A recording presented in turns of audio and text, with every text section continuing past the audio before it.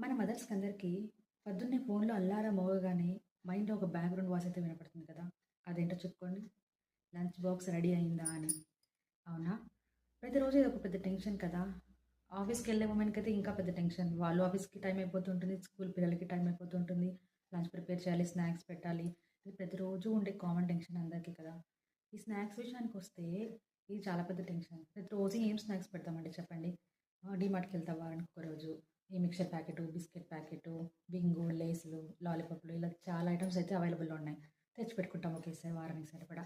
ప్రతిరోజు అవే పెడుతుంటే school teacher ఏదో ఒక రోజు మిమ్మల్ని క్వెషన్ చేయదా?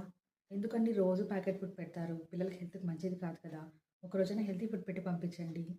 ఏ ఫ్రూట్సో, నట్సో ఏదో ఒకటి పెట్టి పంపించండి హెల్తీ ఫుడ్ అంటుంటారు. మిమ్మల్ని ఎప్పుడైనా అడిగారా మీ స్కూల్ టీచరు? ఖచ్చితంగా అడిగే ఉంటారు. అవునా? సరే హెల్తీ ఫుడ్ పెట్టమన్నారు కదా అనేసి బయటికెళ్తాం. హెల్తీ ఐటెమ్స్ ఏమున్నాయా అని సెర్చ్ చేస్తాం. ఏముంటాయి? ఈ డ్రై ఫ్రూట్ లడ్డూసో, నట్సో, ఫ్రూట్సో, క్యారెట్ చిప్స్ ఇలా హెల్తీ ఐటెమ్స్ ఏమున్నాయా అవైలబుల్‌లో అని వెతుక్కుంటాం. తెచ్చుకుంటాం. అవి కూడా పెడతాం. కానీ ఏదో ఒక రోజు మీ మైండ్‌లో ఒక గిల్ట్ ఫీలింగ్ అనేది ఉండదా? ఎంత బయట నుంచి కొనుక్కొచ్చి తెచ్చిపెట్టిన హెల్తీ ఫుడ్ అయినా అది బయట ఫుడ్డే అవుతుంది కానీ ఇంటి ఫుడ్ కాదు కదండీ! అవునా? వైఫ్ అండ్ హస్బెండ్ ఈ రోజుల్లో అందరూ ఇద్దరు జాబ్ చేసి బాగా సంపాదిస్తున్నారు. ఫైనాన్షియల్‌గా ఎటువంటి ప్రాబ్లమ్స్ ఉండడం లేదు. కానీ మనం ఇంత సంపాదిస్తున్నామే, మన పిల్లలకి ఒక హెల్తీ ఫుడ్, హెల్తీ లైఫ్ స్టైల్‌ని అలవాటు చేయలేకపోతున్నాము అని ఒక మైండ్‌లో ఒక గిల్ట్ ఫీలింగ్ అనేది మిమ్మల్ని బాధపెట్టిందా ఎప్పుడైనా?